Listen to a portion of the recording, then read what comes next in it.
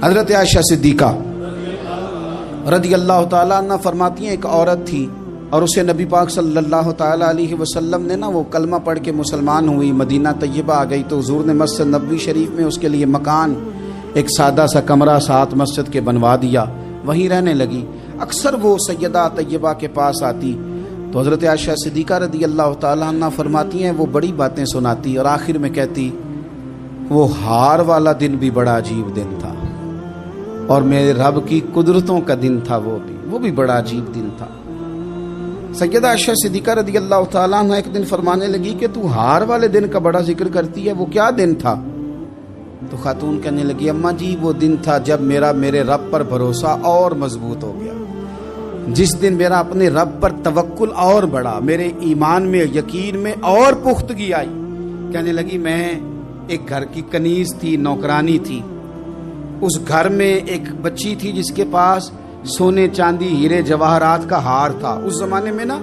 چمڑے کے اوپر لوگ ہیرے جواہرات لگاتے تھے، کئی دفعہ سرخ رنگ کے چمڑے پہ لگائے جاتے تھے، وہ بچی پہنتی تھی تو کہتی ہوں بچی کے اس نے اتار کے رکھا یا اس سے گرا وہ ہار تو چیل اسے اٹھا کے لے گئی گوشت سمجھ کے اور میرے سامنے اٹھا کے لے گئی۔ گھر والوں نے مجھ سے پوچھا، یہ بخاری میں موجود ہے،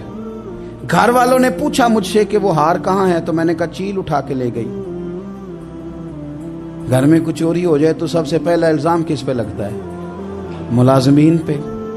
کہتے انہوں نے مجھے بڑا مارا، بڑی تکلیف تھی، حتیٰ کہ میری شرمگاہ تک کی تلاشی،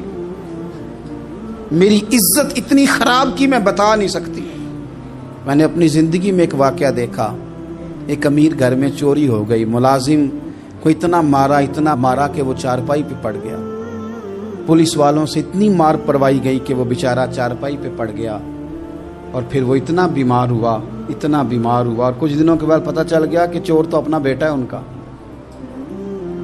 پھر اس کا انتقال ہو گیا۔ اب وہ سیٹھ صاحب اور گھر والے آ کے مرنے والے کے کان میں معافیاں مانگ رہے ہیں، کان میں۔ تو میں نے ان سے پھر کہا تھا کہ یہ تو اب چلا گیا ہے، تمہارا زور چلتا تھا نا تو تم نے قانون خریدا اور تم نے اسے جتنا ہو سکا تم نے اسے مار پڑوائی، تمہارے پاس جو عدالتیں تھی تم نے وہاں کاروائی کی، اب ایک عدالت قیامت کے دن لگے گی۔ یہ کمزور تھا نا، کچھ کر نہیں سکا۔ میرے نبی پاک صلی اللہ علیہ وسلم نے فرمایا سن لو،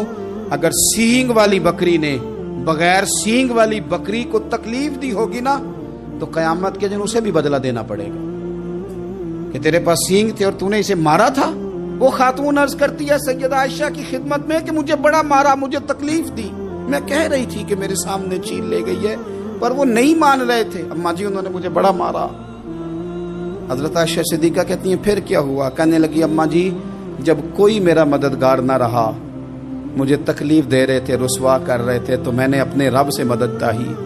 میرے رب کی طرف میں نے توجہ کی، میں نے کہا مالک اب تو ہی میرا مددگار ہے۔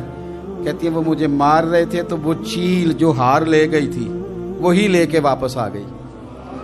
اور ہمارے سروں کے قریب لا کے اس نے جب اس ہار کو پھینکا وہ مجھے چھوڑ کے سائیڈ پہ ہوئے، وہ میری بے گناہی جان گئے،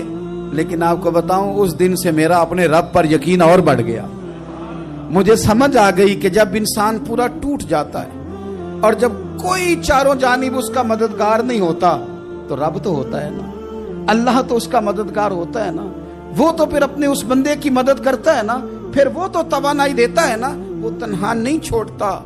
وہ تو آنسوؤں والوں کے آنسوؤں پہ بڑا کرم فرماتا ہے، وہ تو قسم پرسی میں آ جاتا ہے، اس کی رحمت بڑھ کے استقبال